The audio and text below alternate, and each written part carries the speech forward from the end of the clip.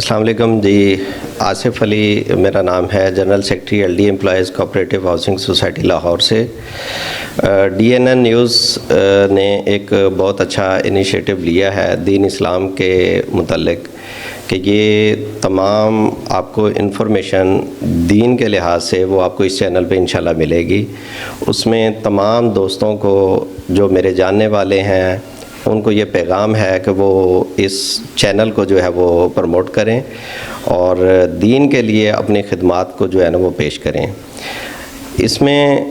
دین آپ کو پتہ ہے کہ ماں کی گود سے لے کر انسان مرنے تک وہ دین سیکھنے کا ایک عمل ہے۔ ہمارے ہر معاملات میں اللہ پاک نے ہمیں جو قرآن مجید ایک کتاب عطا فرمائی ہے اس کے اندر رہنمائی ہے،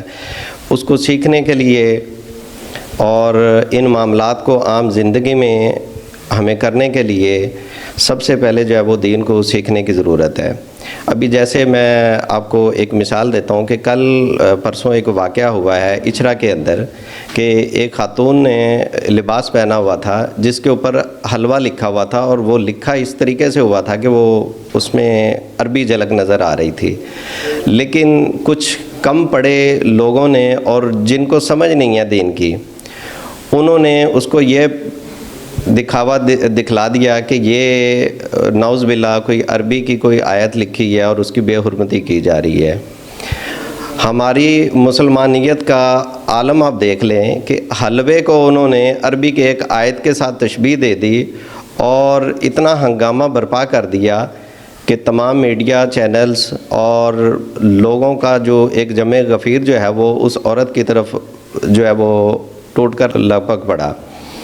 جس سے اس عورت کی جو جان ہے وہ غیر محفوظ ہو گئی۔ لیکن الحمدللہ، شکر الحمدللہ کہ اللہ پاک نے اس کو بچا لیا اور وہ بخیریت اپنے گھر پہنچ چکی ہے۔